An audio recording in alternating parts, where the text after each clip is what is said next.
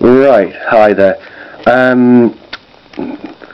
Due to a phone call, believe it or not, this is the second time that I'm starting this video review. As I said on the on my YouTube homepage, I'd be putting lots more reviews online, and this is the first review of about 5 I'm doing right now, and this is for the game. It's called Midnight Club REMIX on the PSP, and it's a great game. As much as I love Burnout Legends on the PSP, this could quite easily match it as a game, if not be argued slightly better. But both games have their strengths and slight weaknesses. Both games are definitely worth picking up, one and the other. This game has an arcade mode, you can jump straight in, and a career mode. Basically, it's like Need for Speed in that you get different cars. I'm currently driving a Nissan Skyline, and you tune them up, add rims and spoilers and paint jobs and things. As you can see there, a little bit of side view of the car. Hang on. Nope, just put the turbo on and crashed. I'm trying to do it. Oh, there we are. Right, it's good to see the paint job in action on the side of the car there, possibly. You can see the stripes at the back. Well, anyway, it plays a lot like Need for Speed. There are different classes of cars. I'll go back to the Need for Speed comparison in a moment, though. There are lots of different classes of cars, and you can, through enough play and enough races, unlock special abilities for those cars. For example, this car, if I drive long enough without crashing long enough, I can build up a few slowdowns. Like I've slowed it right down there by pressing the triangle. It simulates adrenaline, and basically means that you can take corners and stuff more easily.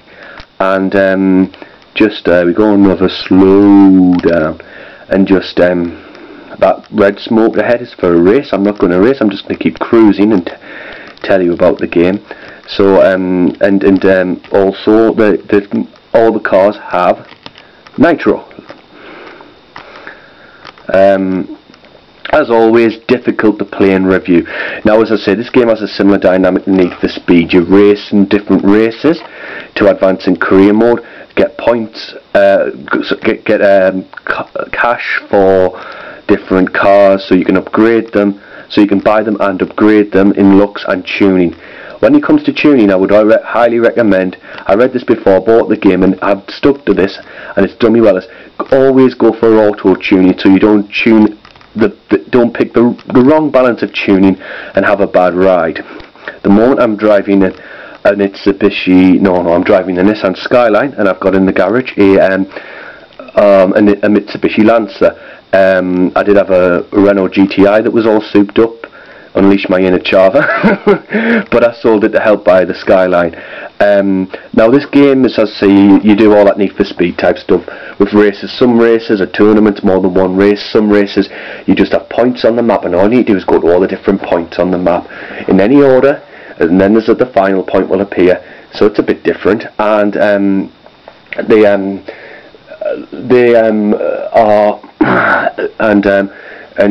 so that's a little bit different, and so there's no set way to go. It's difficult at times, but it's a different take.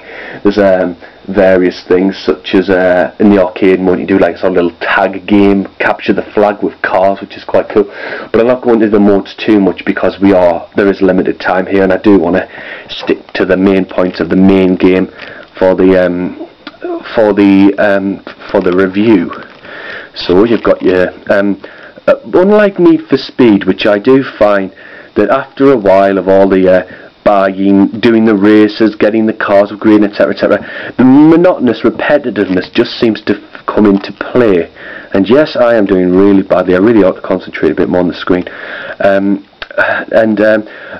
you find, well, yeah, I'm doing this, I'm progressing, I'm getting my cars, getting my parts, get unlocking stuff, but it's all just racing. And as much as I love racing video games, monotony for me does set in about halfway through the game.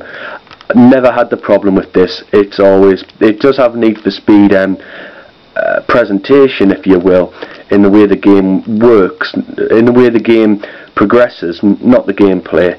It's got its own, it's similar, but its own gameplay in button layouts and mechanics and things.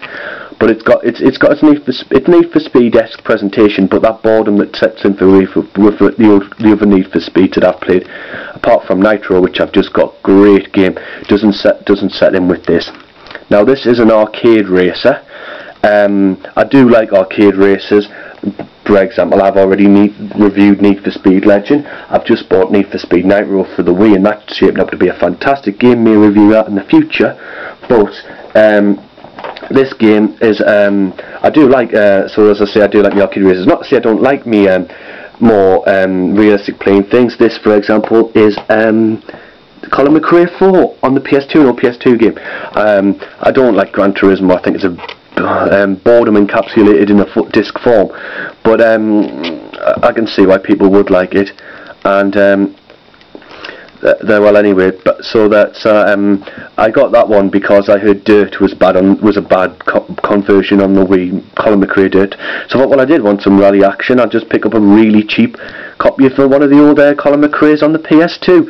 I got that from a second-hand media store in Newcastle, the Colin McRae game, called Entertainment Exchange. I got that game for £4.